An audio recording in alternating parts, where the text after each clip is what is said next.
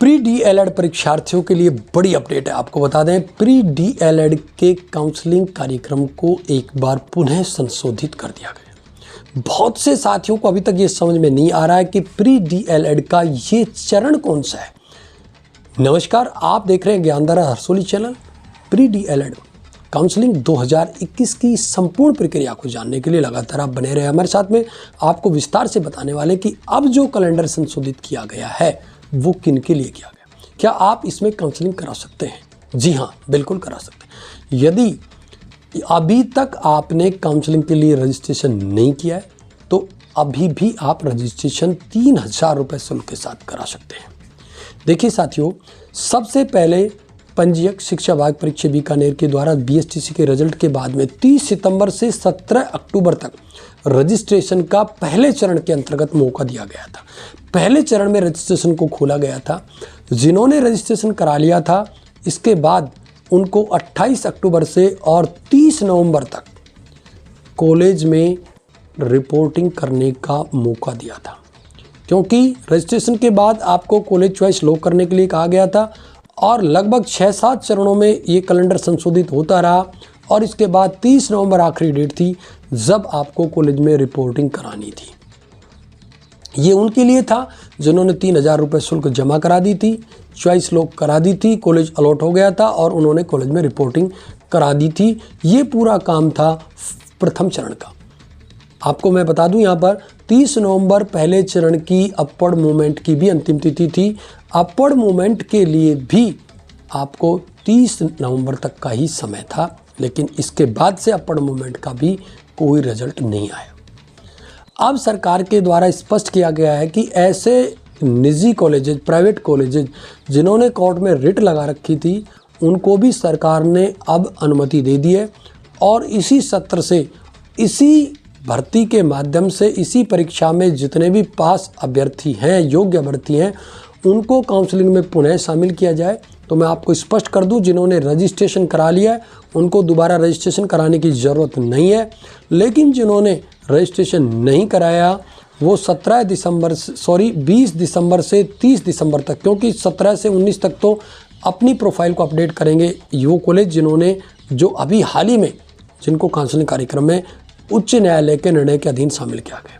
तो ऐसे कॉलेज के लिए आप 20 से 30 दिसंबर तक ऑनलाइन 3000 रुपये शुल्क के साथ रजिस्ट्रेशन करा सकते हैं, जिन्होंने अभी तक नहीं कराया। जो करा चुके उनको रजिस्ट्रेशन कराने की ज़रूरत नहीं है, लेकिन हाँ, जिन्होंने रजिस्ट्रेशन करा दिया और कॉलेज अलॉट नहीं हुआ, उनके लिए उनकी चॉइस को फिर से अनलॉक कर दिया गया है। जिन्होंने अपनी कॉलेज चॉइस की लॉक करा दी थी, कॉलेज अलॉटमेंट नहीं हुआ, उनकी चॉइस को भी अनलॉक कर दिया गया है। आप अपनी चॉइस वापस से रिन्यू कर सकते हैं, वापस अपने चॉइस के कॉलेज रख सकते हैं। नए कॉलेज जो अब जिनको मान्यता मिली है, जिनको काउंसलिंग में शामिल किया गया है, उनको आप अपनी चॉइस में ले सकते हैं। उन अभ्यर्थियों के लिए भी अब मौका दिया गया है और ऐसे अभ्यर्थी जिन्होंने अभी तक रजिस्ट्रेशन नहीं कराया, वो रजिस्ट्रेशन करा करके अपनी चॉइस, नई चॉइस को ही वो लोग करने वाले हैं। तो दोनों तरीके के अभ्यर्थियों को मौका दिया गया है और ये पहला ही चरण है। इसको प्रथम चरण ही आप मान के चलिए। प्रथम चरण के अंतर्गत ही ये प्रक्रिया हो रही है। अभी तक बीएसटीसी की तरफ से द्वितीय कोई लिस्ट जारी नहीं हुई। द्वितीय लिस्ट का मतलब होता है कि प्रथम चरण में जिन कॉलेज में सीटें खाली रह जाती हैं उनके लिए दूसरा चरण होगा, यदि प्रत्येक कॉलेज में प्रदेश भर में सीटें खाली रहती। ये अभी फिलहाल प्रथम चरण का ही कार्य चल रहा है। अभी तक प्रथम चरण में ही 6-7 बार इस कैलेंडर को संशोधित किया गया। तो बिल्कुल स्पष्ट आप देख सकते हैं, 20 से 30 दिसंबर तक रजिस्ट्रेशन और आपको ऑनलाइन सूची प्रवेश संस्थान में प्रवेश के लिए विकल्प जो देने होंगे वो 20 से 31, एक दिन फालतू होता है हमेशा। 31 दिसंबर तक आपको, 20 से लेकर 31 दिसंबर तक आपको चॉइस लॉक करानी होगी। इसके बाद इन कॉलेज की सूची जारी होगी कि किन किन को कौन सा कॉलेज मिला।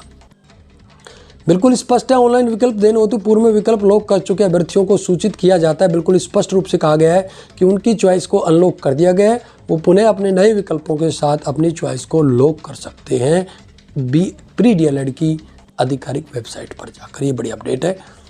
फिर भी डीएलएड से जुड़ी हुई जो भी आपकी समस्या है, आप कमेंट बॉक्स में जाइए और कमेंट करके बताइए, क्योंकि मैं आपके लिए स्पेशल आपके कमेंट मेरे जवाब कार्यक्रम लेकर आता हूं, जिसमें आपकी जितनी भी रिफंड से जुड़ी हुई स्कॉलरशिप से जुड़ी हुई, बीएसटीसी, पीटीटी, रीट, पुलिस पटवार से जुड़ी समस्या होती है, उनके समाधान का पूर्ण प्रयास करता हूँ। प्रदेश ही नहीं, देश भर के बेरोजगार परीक्षार्थियों को समर्पित इस चैनल पर मैं आपकी शिक्षा, रोजगार से जुड़ी तमाम बड़ी अपडेट की लेकर आने के साथ साथ समस्या के समाधान का भी पूर्ण प्रयास करता हूँ। इसलिए लगातार आप जुड़े रहे हमारे साथ में।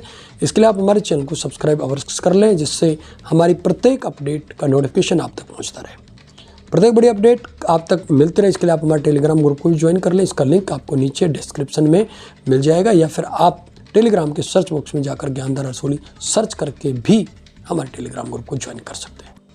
आज की इस स्पेशल वीडियो में साथियों बस इतना ही। नमस्कार।